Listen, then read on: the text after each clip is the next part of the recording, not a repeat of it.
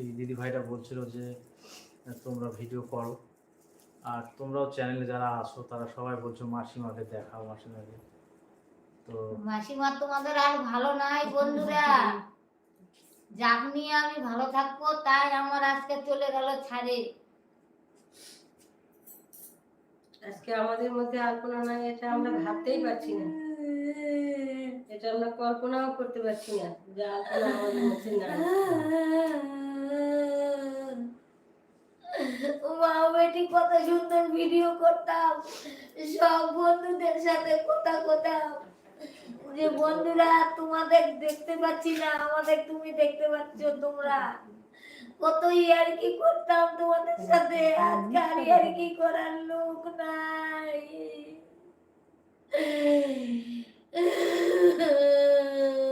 তো আমাদের কিছু বলার নাই আসলে, মানে আমরা ওই ভিডিওটা আমি করতে চাইছিলাম না, কিন্তু সবাই মিলে আমাকে জোর জবরদস্তি করে। আর আলপনাকে তো কলকাতায় আমার একটা দাদা ছিল আমার সঙ্গে, ও রাত্রিবেলাতে থাকতো না, কিন্তু ওই দাদাটা যা করেছে আমার জন্য অনেক করেছে, মানে ওটা আমি ভাষায় প্রকাশ করাতে পারবো না। আর কলকাতার মতো বাজারে একা একা যে কি করেছি না, মানে সেটা আর বোঝাতে পারবো না। আর ওখানে কাউকে পাইনি সাথে, কেউ সাথে ছিল না, এত কষ্ট। সকাল ভোরবেলা আমাকে ফোন করে বলছে যে পালস পাচ্ছি না, তখন তো আমি হেঁটে যেতে পারছি না ওই বিল্ডিংয়ে, এমন অবস্থা হয়েছিল আমার। আমার শাশুড়ি মা তখন ওখানে আমার ফোন পেয়ে সঙ্গে সঙ্গে উঠে বসে গেছে, মানে ফোন একটা আতঙ্ক লাগছে যখন, যে কখন যে কি খবর আসে। তখন ফোন পেয়েছে আমার শাশুড়ি মা, তো সঙ্গে সঙ্গে ওখানে মানে নিস্তেজ হয়ে যাওয়ার মতো অবস্থা হয়ে গেছে। আমি তো, আর আমার টোটাল শরীর কাঁপছিল তখন। তো ওখানে গিয়ে তো দেখলাম, অনেক কষ্ট করে গেলাম ওখানে। আর তখন লিফটটা বন্ধ ছিল, লিফটে উঠতে পারিনি, সিঁড়ি দিয়ে উঠছিলাম একা, সব ফাঁকা চারিদিকে। তো এইভাবে কলকাতা থেকে কোনোভাবে কষ্ট করে ম্যানেজ করে আলপনাকে নিয়ে এসেছি। নিয়ে এসে আমাকে একটা সেকেন্ডের জন্য আলপনার পাশে কাউকে দেয়নি আমাকে। আমাকে মানে আমার শাশুড়ি মা তো ওখানে, তোমরা দেখেছো অনেকে, কে কে সব বাইরের সব লোকরা ভিডিও করেছিল।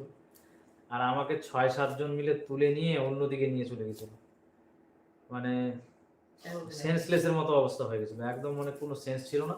তখন তো ওখানে অন্যদিকে নিয়ে গিয়ে আমাকে সব মাথায় জল টল দিয়ে হাতে হ্যানত্যান কী করছিল অত আমার খেয়াল নাই।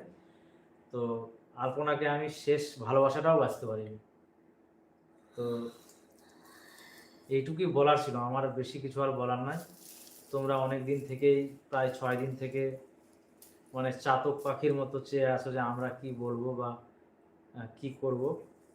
তো এতটুকুই বলবো যে শয়নে স্বপনে সবসময় শুধু আলপনাকে আমি পাচ্ছি। তো ওটা আমার পক্ষে মানে মেনে নেওয়া যাচ্ছে না, এমন অবস্থা হয়েছে।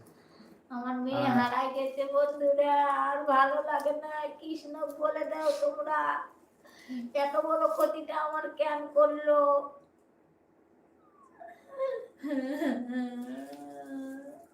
আর আমাদের সমস্যা অনেক হয়ে আছে, মানে আমরা নানান সমস্যার উপর দিয়ে চলছি।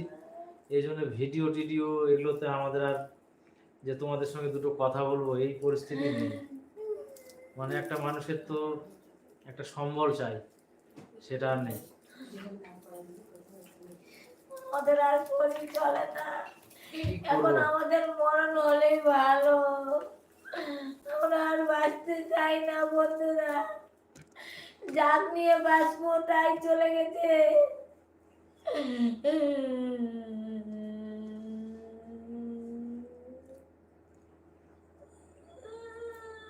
তো তোমরা আমাদের এরা সবাই যারা এখানে আছে সবার রিকোয়েস্টে ভিডিওটা করছি। হয়তো ভিডিওটা ভালো হচ্ছে না, তোমাদের তোমাদের খারাপ লাগবে বলে আমি ভিডিওটা আরো করিনি। আর আমার শাশুড়ি মায়ের মানে ভীষণ, মানে আমি যা ট্যাকেল করছি একা একা সব কিছু, মানে পাশে কেউ নিচে নেই। তো ওই জন্য আরও ভেঙে পড়বে আপনাদের দেখলে বা আপনাদের কথা শুনলে আরও খারাপ লাগবে, ওই জন্য আমি আরও করিনি। কালকে আমি একটু আলাদা হয়েছিলাম, ওই নাকড়াকুড়িতে গিয়েছিলাম, আর অনেকেই ওখানে তোমরা যাচ্ছ। তো আমি না 10 দিন থেকে কিছু খাইনি, মানে শুধু একটু করে ফল ফল তো খাওয়া যায় না, মিষ্টি জিনিস তো মুখে দিলে একবার খাচ্ছি তো আর একবার খেতে মানে পারছি না, ফল খেয়ে থাকতে হবে, ফল খেয়ে আর কত থাকা যায়। সামনে তো থেকে কালকে আমরা তো দেখছি দাদাকে, তো দাদা কিন্তু ভীষণ অসুস্থ, শরীর খারাপ দাদার, কথা ভীষণ বলার দাদা অবস্থা নেই। কথা বলতে পারছি না, খুব কষ্ট করে মানে কথা বলছি। আমাদের সঙ্গে যদি কেউ থাকতো ওখানে, তাহলে একটু যদি মানে একটু সব মানে শক্তি যদি জোগানোর কেউ থাকতো, কেউ ছিল না আমাদের।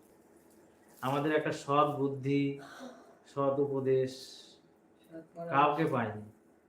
আমরা অনেক সমস্যার মধ্যে দিয়ে গেলাম, তারপর কি করতে কি হয়ে গেল। ভালো মানুষটা, যাকে আমরা 5 দিন আগেই এতগুলো রক্ত দিয়েছি শরীরে, মানুষটা ভালো, আমি দেখলাম তো।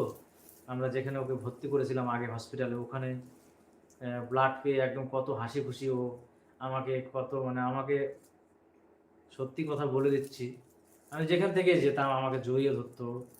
মানে একটা ভালোবাসার সম্পর্ক না আলাদা ছিল, মানে সেটা মানুষ হয়তো বুঝতে পারবে না, বা আছে যাদের, তোমাদেরও আছে, আমি ফালতু বলবো না যে আমি একা, এটা না, তাহলে অহংকার হয়ে যাবে। ভালোবাসার জিনিসটা তো তোমরা জানো।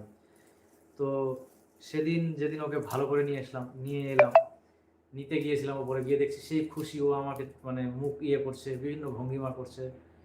তো আমি তখন তো মানে ভীষণ আনন্দে ছিলাম।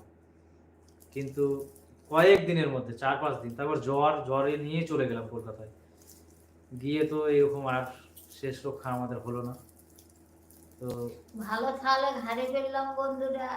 কৃষ্ণকে অনেক বলে গেছিলাম যে প্রভু, আমরা যা দুর্দিনে দুরবস্থায় আছি, তুমি আমাদের পাশে থাকো। মানে রক্ষা করো যে কোনো বিনিময়ে। ডাক্তারবাবুকে ওখানে অনেকগুলো ডাক্তার ছিল, 15-16 জন ডাক্তার। ওকে এরকম একটা মানে বেড ছিল বড় সড়ো, চারিদিক দিয়ে ডাক্তার, শুধু আর ডাক্তার, খালি বসে আছে আর ঘিরে রেখেছে। আমাকে দেখতে দিচ্ছে, যেতে দিচ্ছে, কথা বলতে দিচ্ছে। তারপরে তো ওই কোমায় চলে গেছিল। তো অনেক চেষ্টা ওরা করেছে। তো ওগুলো না সবসময় মুখের, আর আমি সব থেকে আলপনাকে এই কয়দিন মিলে সব থেকে বেশি আমি দেখেছি কাছ থেকে।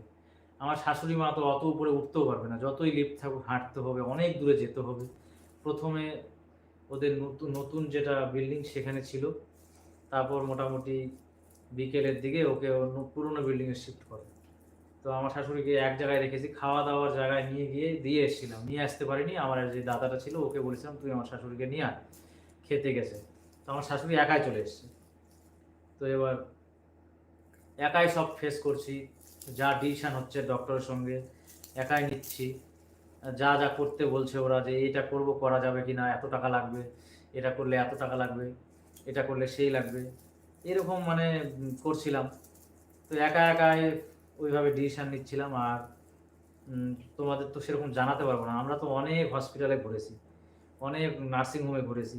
তো সব জায়গার ভিডিও তো মানে ভিডিও মানে একটা মানুষকে জীবন মানে কি বলবো, জীবন নিয়ে লড়াই, আর ওখানে তো আমরা ভিডিও করতে পারি, ভিডিও করা যায়, ভিডিও করা যায় ওখানে।